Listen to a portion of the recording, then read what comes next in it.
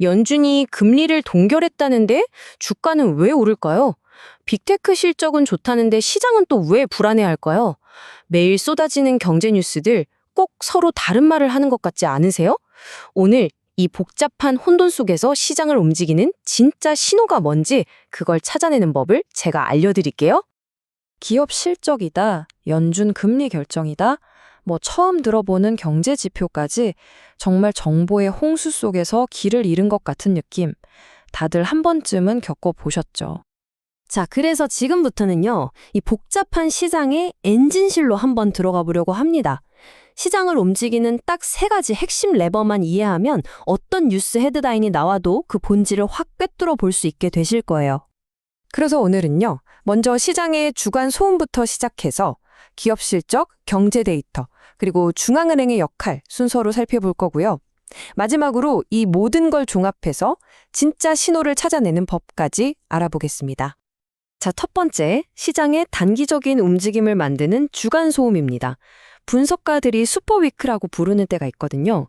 말 그대로 여러 중요한 이벤트가 한 주에 동시에 빵 터지는 거죠. 한번 상상해 보세요. 딱 일주일 안에 빅테크 기업들 실적이 쫙 발표되고요. 연준이 금리를 결정하고 여기에 국가 경제의 방향을 보여주는 핵심 지표까지 나옵니다. 투자자 입장에서는 도대체 뭐부터 봐야 할지 모르는 그야말로 혼돈 그 자체인 거죠. 그럼 첫 번째 레버부터 한번 볼까요? 바로 기업 실적입니다. 저는 이걸 시장의 거인들이 분기마다 받아보는 아주 냉정한 성적표라고 생각해요. 그리고 수많은 성적표 중에서도요, 시장 전체 분위기를 좌우하는 이 거대 기술 기업들, 매그니피센트 세븐의 성적에 모든 투자자의 눈과 귀가 쏠릴 수밖에 없습니다. 실제로 이런 적이 있었어요. 화요일에 마이크로소프트, 알파벳, 메타가 실적을 내놓고요. 바로 다음 날인 수요일에 애플이랑 아마존이 연달아서 성적표를 공개했죠. 정말 시장이 숨돌릴 틈도 없는 겁니다. 아니, 근데 왜 이 몇몇 기업들이 이렇게 중요하냐고요? 이 숫자 하나면 모든 게 설명됩니다. S&P 500 지수 전체 가치의 무려 4분의 1, 25%가 바로 이 소수의 기업들에게 달려 있거든요. 그러니까 얘네 성적이 곧 시장 전체 성적이나 마찬가지인 거예요. 크리덤 캐피털 마켓의 제이 우즈 같은 전문가가 이들의 결과가 연말 시장의 분위기를 결정할 것이라고 말하는 게 바로 이런 이유 때문입니다. 이건 그냥 한두 회사가 잘했다 못했다 이런 차원의 얘기가 아닌 거죠. 시장 전체의 투자 심리를 쥐락펴락한다는 의미입니다. 자, 두 번째 레버는 바로 경제 데이터입니다. 이건 뭐랄까?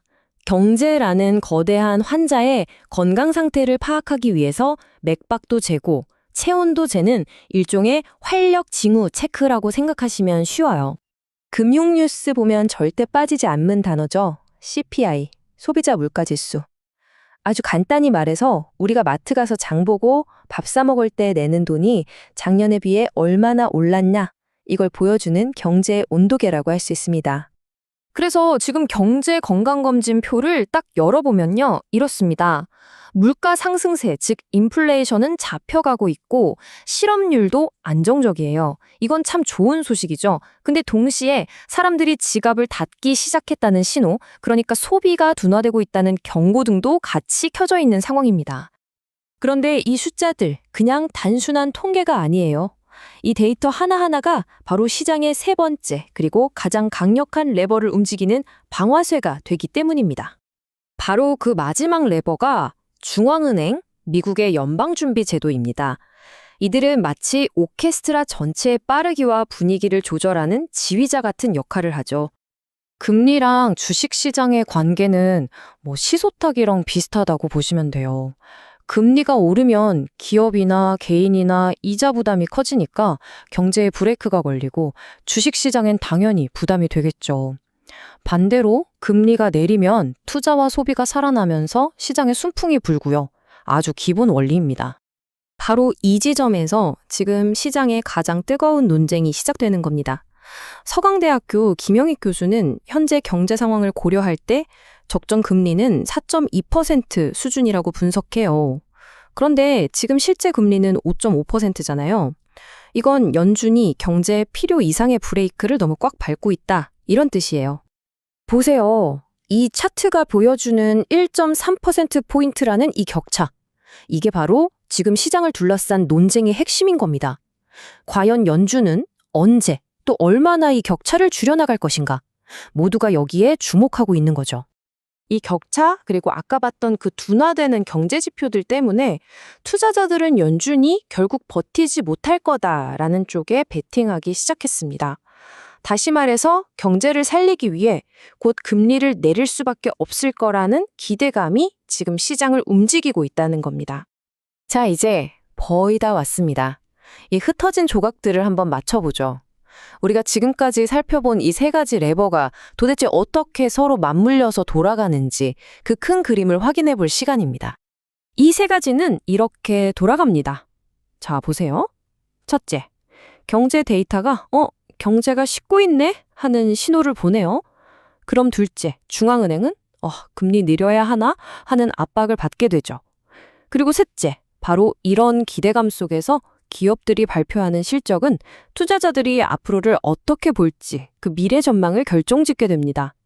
이 순환, 이게 바로 시장의 피드백 루프입니다. 그래서 오늘 제가 드리고 싶은 진짜 핵심 메시지는 이겁니다. 앞으로 쏟아지는 경제 뉴스에 하나하나 휘둘리지 마세요. 대신에 이 질문을 던져보시는 겁니다. 자, 이 뉴스는 기업 실적, 경제 데이터, 중앙은행 이 세 가지 레버 중에 어떤 걸 움직이는 뉴스지?